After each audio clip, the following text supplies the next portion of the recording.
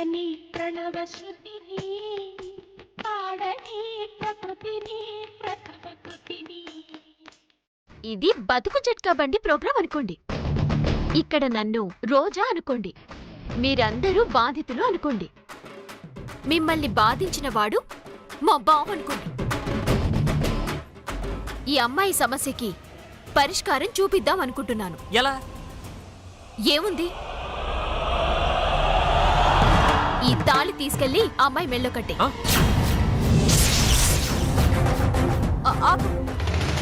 తాళి కట్టించుకోవడం నాకు ఇష్టం లేదు. తాళి కట్టించుకోవాలంటే మా అమ్మ నాన్న దగ్గర ఉండాలి కదా. ఓహో, ఇప్పుడు నేను మీ ఇద్దరిని కొన్ని ప్రశ్నలు అడుగుతాను.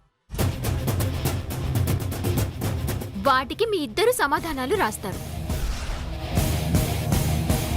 మీరిద్దరూ రాసిన సమాధానాలు ఒకేలా ఉంటే మీరిద్దరూ నిజమైన లవర్స్. ఏ ఒక్క ప్రశ్నకి రాంగ్ సమాధానం రాసినా మీరిద్దరూ లవర్స్ కాదు అని.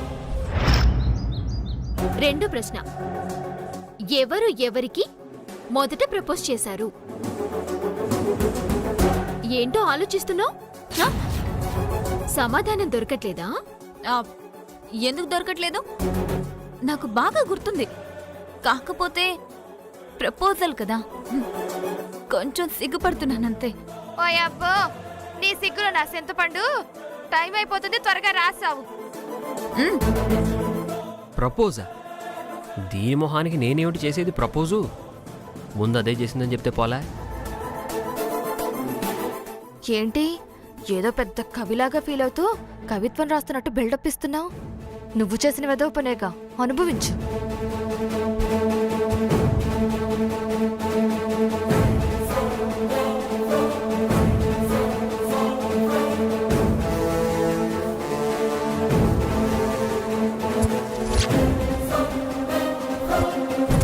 అయిపోయింది. చివరి ప్రశ్న, శ్రీనివాస్ బావా మీకిచ్చిన మొట్టమొదటి గిఫ్ట్ ఏంటి? ఏమిచ్చారా? ఏమిచ్చి చచ్చావురా నాయనా?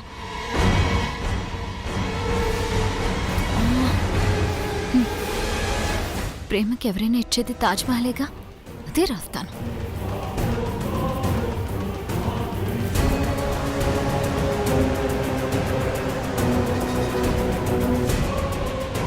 రాయడం అయిపోయిందా?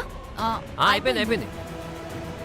ఇప్పుడు మీరిద్దరు నిజమైన లవర్సో కాదో మరికొద్ది క్షణాల్లో తెలియనుంది. ఒకవేళ నువ్వు శ్రీనివాస్ గారి లవర్వి కాదని తేలితే ఏం చేస్తావు? నేను లవర్ అని తేలితే నువ్వేం చేస్తావు? ఈ ఇల్లు వదిలిపెట్టి వెళ్ళిపోతావా? నువ్వు లవ్వర్వి కాదు అని తేలితే మా అందరి సమక్షంలో నువ్వు క్షమాపణ చెప్పి జైలుకి వెళ్ళిపోతావా? ఓకే. నువ్వు లవ్వర్వని తేలితే నేను ఈ ఇంటి నుంచి వెళ్తానో లేదో తెలియదు కానీ ఖచ్చితంగా మీ ఇద్దరినైతే కలుపుతాను. అదే మాట మీద నిలబడు. నువ్వు కూడా అదే మాట మీద నిలబడు. నేను రెడీ. నువ్వు రెడీయా? రెడీ. ఆలస్యం ఎందుకమ్మా? వాళ్ళిద్దరూ ఏం రాశారో చూడు. అత్తయ్య, మీరు బావ రాసింది చదవండి. త్రిపుర, నువ్వు మాయ రాసింది చదువు. జరుగు.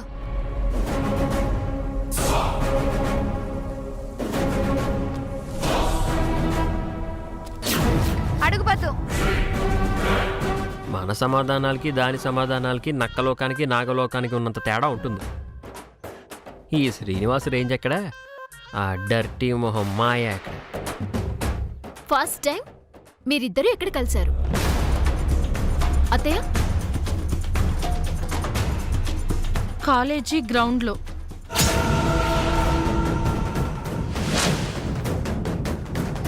త్రిపుర, కాలేజ్ గ్రౌండ్ లో.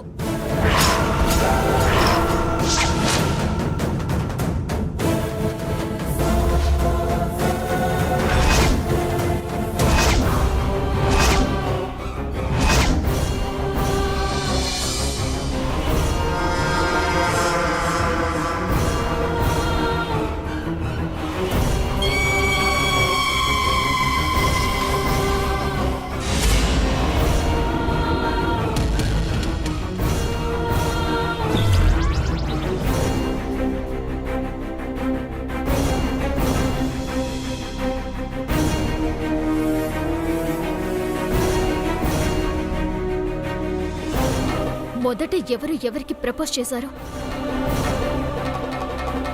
అత్తయ్య, మాయే చేసింది.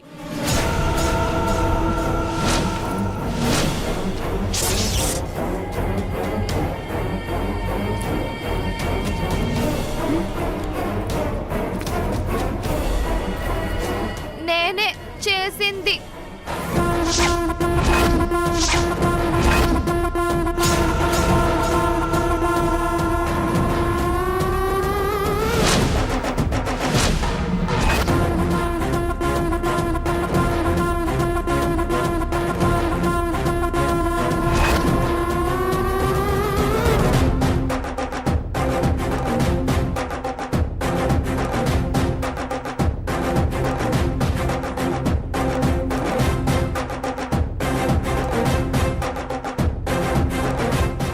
దేవుడా దేవుడా దేవుడా, ఈ మూడో క్వశ్చన్ అయినా తేడాగా ఉండేటట్టు చూడు దేవుడా.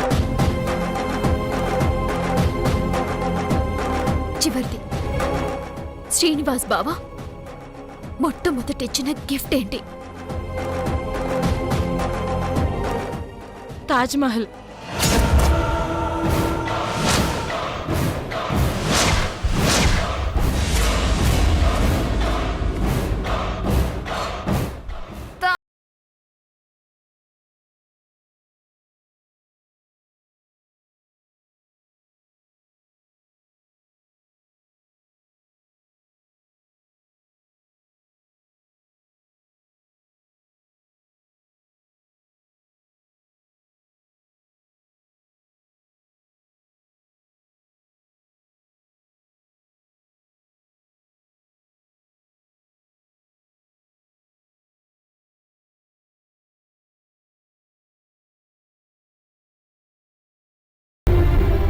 నీకు మాయకి మధ్య లవ్ ఉంది.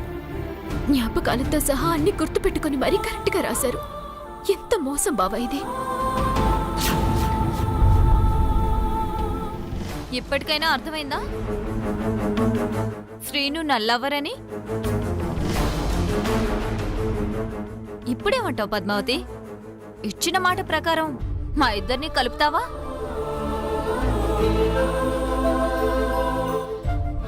ఏంటి కలిపేది? మీరేదో చీటింగ్ చేశారు. అందుకే మా వాడు రాసిన దాన్ని యాజ్ ఇట్ ఈజ్ గా నువ్వు రాసేసావు.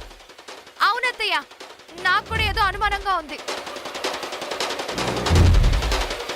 అనుమానించాల్సింది ఏమీ లేదు. అర్థం చేసుకోవాల్సింది బావ మైండ్ని, ఆయన గారి మనసుని. మనందరికీ అబద్ధాలు చెప్పి ఒక ఆడపిల్లని అవమానించేలా చేశాడు. మాయా, జరిగిన దానికి నేను సారీ చెప్తున్నాను. ఏం అక్కర్లేదు. ఇచ్చిన మాటకి కట్టుబడి మా ఇద్దరిని కలిపితే చాలు. ఇది దగా మోసం. ఛీ, ఆపరా. ఇదేమన్నా రామ్ గోపాల్ వర్మ సినిమా అనుకుంటున్నావా? దగా మోసం కుట్ర అంటున్నావు.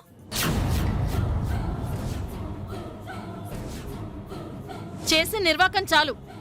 ఆ అమ్మాయిని ఏం చెయ్యాలో అది ఆలోచించి చావు. అమ్మా,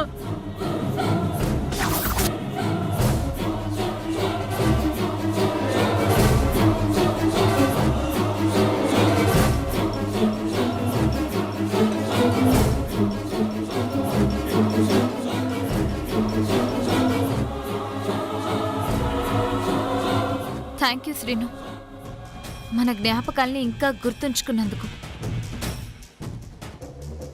ఏమైనా తప్పుగా రాస్తావేమో, మనం ఇద్దరం విడిపోతామేమోనని భయపడ్డాను. కానీ అచ్చు గుద్దినట్టు అవే జ్ఞాపకాలు లిఖించి నా మీదున్న ప్రేమని చాటి చెప్పినందుకు thank you Srinu. Thank you so much. ఇది చాలదా ఇప్పటికీ నేను నీ గుండెల్లోనే ఉన్నానని చెప్పడానికి?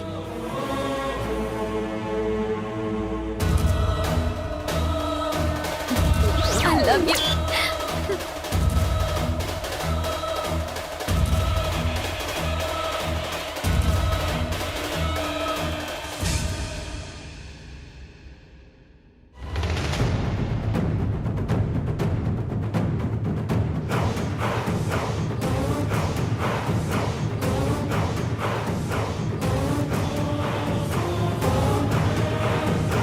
తప్పే, అది రాసిందంతా తప్పే. నేనేదో కావాలని రాశాను, అదేదో ఫ్లోలో యాజ్ ఇట్ ఈస్గా రాసేసింది. అదంతా కరెక్ట్గా ఎలా రాసిందో నాకు ఇప్పటికీ అర్థం కావట్లేదు. నాకు అర్థమైంది బావా. ఆ అమ్మాయి చెప్పిందే కరెక్ట్. ఇంకా ఆ జ్ఞాపకాలు మీ మైండ్లని వదిలి వెళ్ళలేదన్నమాట. అందుకే ఇద్దరు ఒకే సమాధానాలు రాశారు. ఇంకా ఏంటి, నిన్ను నువ్వు మోసం చేసుకుంటూ నన్ను మోసం చేస్తున్నావు. ఒసే పద్మావతి, నా మాట వినవే. నేను వినను, అస్సలు వినను. పద్దు, పద్దు. బావా, అసలు ఇంట్లో ఏం జరుగుతుంది? నువ్వు రాసింది అచ్చుకుద్దినట్టు అదెలా రాసింది? అన్ని నిజాలు కాబట్టేగా రాసింది. ఛీ!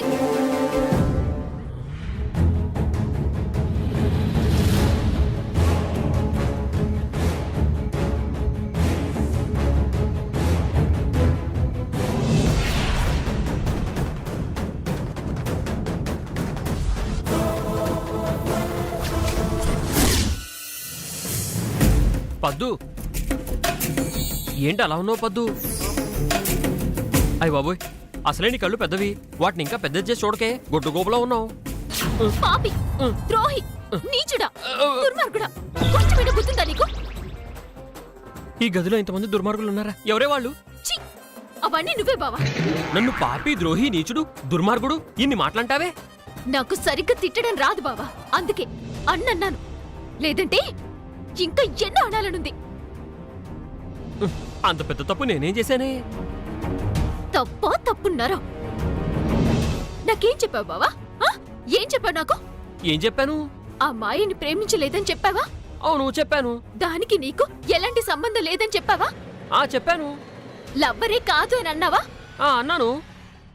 మరి మీ ఇద్దరికి ఎలాంటి సంబంధం లేకపోతే ఆ అమ్మాయి నువ్వు లవ్వర్స్ కాకపోయింటే మీ ఇద్దరు మొట్టమొదటిసారి ఎక్కడ ప్రేమించుకున్నారు అని ప్రశ్నిస్తే అచ్చు నువ్వు సమాధానమిచ్చినట్టే ఇచ్చింది. అదెలా? ముందు ఎవరు ప్రపోజ్ చేశారంటే తనే అని అంత కరెక్ట్ గా ఎలా చెప్పింది బావా? మొట్టమొదటి గిఫ్ట్ తాజ్ మహల్ అంటే అవును తాజ్ మహలే అని అదెలా రాసింది? అయ్యో, అదే అదే నాకు అర్థం కావట్లేదు పద్మావతి. కానీ నాకు అర్థమైంది బావా. ఏమని? అదే నీ లవ్వర్ అని, తనని ప్రేమించింది నువ్వే అని. అందుకే నేను అడిగిన ప్రశ్నలన్నింటికి మీరిద్దరిచ్చిన సమాధానాలన్నీ ఒకేలా ఉన్నాయి. నో, నా శీలాన్ని శంకించవద్దు.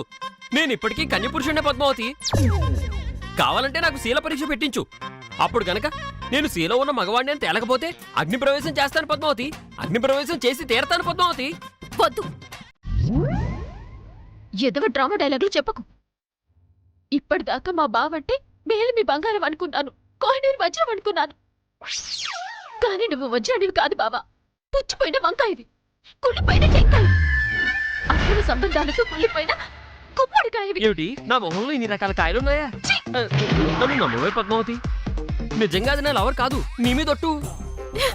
అంటే నా మీద బొట్టు పెట్టేస్తే నేను చచ్చిపోతే ఆ తరువాత నువ్వు దాంతో కులుకుదామనుకుంటున్నావా? నా ఒట్టు నీకు అలా అర్థమైందా? కావాలంటే నా మీద ఒట్టు పెట్టుకుంటానే. వద్దు బావా, నీ దొంగ ఓట్లు నమ్మడానికి నేనేం సిద్ధంగా లేను. నీ గతంలో ఏం జరిగింది, ఎంతమంది అమ్మాయిల్ని ప్రేమించావో, ఎంతమంది జీవితాలతో ఆడుకున్నావో, ఎంతమందికి కడుపు చేశావో, ఇంకెంతమందిని మోసం చేశావో నాకు తెలియాలి తెలియాలి తెలియాలి. అమ్మో అమ్మో అమ్మో, నాకు అంత టాలెంట్ ఉందంటావా? ఆడదాన్ని చూస్తేనే 1/2 కిలోమీటర్ దూరం వెళ్ళిపోతాను. అలాంటిది కడుపు చేసేంత టైం నాకెక్కడుందే? అలా అని నేను అనుకున్నాను. కానీ మా బావ కరడుగట్టిన కామందుడు అని, ఆడవాళ్ల జీవితాలు మానాలతో ఆడుకునే కీచకుడని ఈ రోజు అర్థమైంది బావా. చీవేదో జన్మ.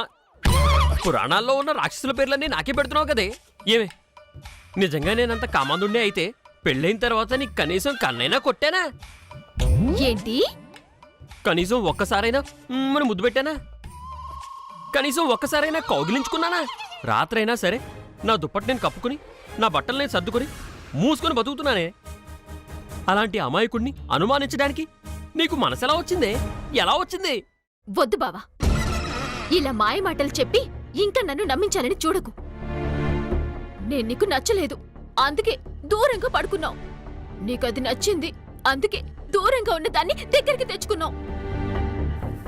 పైగా అదెవరో తెలియనట్టు దానికి నీకు పరిచయం లేనట్టు ఎదవ డ్రామాలు ఒకటి మళ్ళీ. నీ ప్లాన్ నాకు ఇప్పటికే అర్థమైపోయింది బావా. ప్లానా?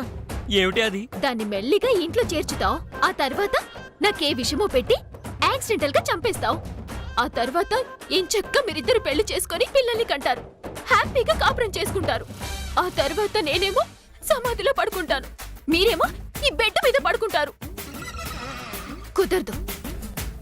నేను చచ్చాక దయ్యమై వచ్చినా సరే మీ ఇద్దరిని చంపేస్తాను. నాతో పాటు పైకి తీసుకెళ్లి మిమ్మల్ని నరకంలో వదిలేస్తాను. నేను స్వర్గానికి వెళ్ళిపోతాను. ఓసే ఓసే ఓసే ఓసే, లేని పోలీస్ స్క్రీన్ ప్లే వేసుకుని నువ్వు టెన్షన్ పడి నన్ను టెన్షన్ పెట్టకే.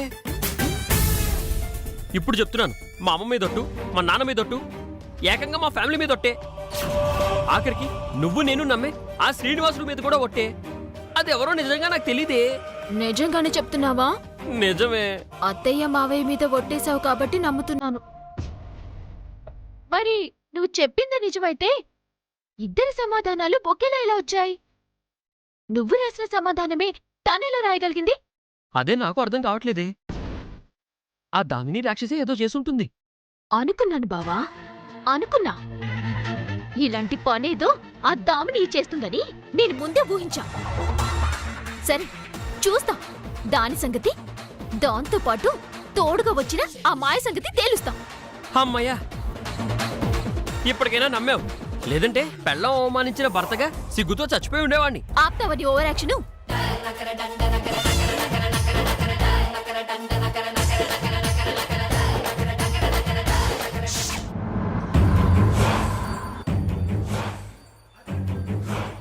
మాయా, నువ్వు నిజంగా ప్రపంచ ముదురు.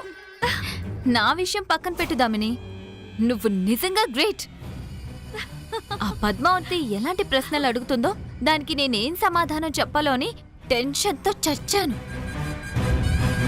కానీ చాలా ఈజీగా ఆ పద్మావతికి ఏమాత్రం అనుమానం రాకుండా నాతో మక్కికి మక్కి సమాధానాలు రాయించావు. అది మాత్రం నిజంగా వండర్ఫుల్. ఈ దామిని అంటే ఏమనుకున్నావు? వన్స్ ఈ దామిని ఫిక్స్ అయితే వార్ వన్ సైడే. పాపం నువ్వు రాసిన సమాధానాలు చూసి వాళ్ళందరికీ పిచ్చెక్కిపోయింది. నువ్వు నిజంగానే ఆ శ్రీనివాస్ గారు లవ్వరని అందరూ ఫిక్స్ అయిపోయారు. ఇంకెవ్వరూ నిన్ను ఇంటి నుంచి బయటికి పంపించలేరు. ఈ రోజు నుంచి ఈ ఇల్లు నీది, పెత్తనం నీది. కాదని ఎవరైనా అడ్డుపడితే మెడపట్టి బయటకు గెంటి నేను చూసుకుంటాను. అంతా బానే ఉంది, కానీ ఆ త్రిపుర ఉంది చూడు, దాని మొహం చూస్తేనే నాకు చిరాకేస్తుంది. నువ్వు దాన్ని ఆటలో అరటిపండు అన్నావు కానీ అది అలాంటిదేం కాదు. కొంచెం కంచు కరోనాని. అది కంచు అయితే మనకేంటి, కరోడా అయితే మనకేంటి? మన పని అయితే పూర్తయింది కదా. మరి నువ్వు పెట్టిన వీడియో కాల్ ప్లానింగ్ ఏమైనా మామూలుదా? శ్రీనివాస్ ఎక్కడ అలా రాయడం, నేను ఇక్కడ ఇలా చూడ్డం, యాజ్ ఇట్ ఈస్ గా రాసేయడం, చకచకా పని అయిపోయింది. అసలు నీకు అలా వీడియో కాల్ పెట్టాలన్న థాట్ ఎలా వచ్చింది?